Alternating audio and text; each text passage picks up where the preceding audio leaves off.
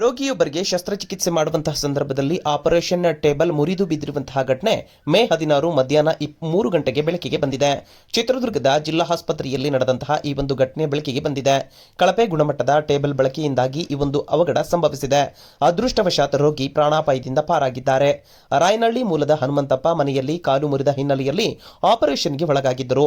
ಆದರೆ ಶಸ್ತ್ರಚಿಕಿತ್ಸೆ ಆರಂಭ ಮಾಡುವ ಮುನ್ನವೇ ಟೇಬಲ್ ಮುರಿದು ಬಿದ್ದಿದ್ದು ಸಾರ್ವಜನಿಕರ ಆಕ್ರೋಶಕ್ಕೆ ಕೂಡ ಕಾರಣವಾಗಿದೆ.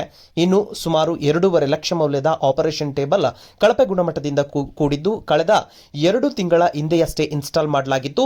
ಇದೀಗ ಮುರಿದು ಹೋಗಿರುವುದು ಸಾರ್ವಜನಿಕರ ಆಕ್ರೋಶಕ್ಕೆ ಕಾರಣವಾಗಿದೆ.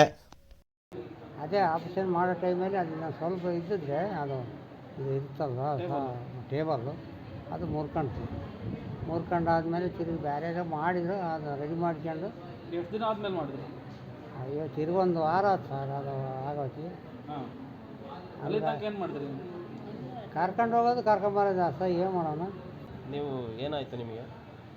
ಏನಾಗಲಿ ಸರ್, ಅದು ಹಂಗೆ ಕೆಳಗೆ ಇಸ್ಕೊಂಡು ವಾಪಸ್ ಕೈದಿರು. ಅಲ್ಲ, ಟೇಬಲ್ ಮುರಿದಾಗ ಬಿದ್ರ? ಇಲ್ಲ ಏನಾಯಿತು? ಅದೇ ಹಿಂಗೆ ಇದು ಮಾಡಿದ್ರಲ್ಲ ಸರ್, ಅದು ಹಿಂಗಿತ್ತು. ಅದು ಹಂಗೆ ಕೆಳಗೆ ಇಸ್ಕೊಂಡು ಇವತ್ತು ಆಗಲ್ಲದಪ್ಪ ಅಂತ ವಾಪಸ್ ಕೈದಿರು. ಆಮೇಲೆ ಬೇರೆಯವರು ಅವ್ರು ಒಬ್ಬರಿದ್ದಾಗ ಬಿಟ್ಕೊಡಲಿಲ್ಲ. ಎಷ್ಟು ದಿನ ಬಿಟ್ಟು ಆಪರೇಷನ್ ಮಾಡಿದ್ರು? ಅದೇ ತಿರುಗಿ ಒಂದು ವಾರ ಸಹ ಅದು ಆಪರೇಷನ್ ಆಗೋದು.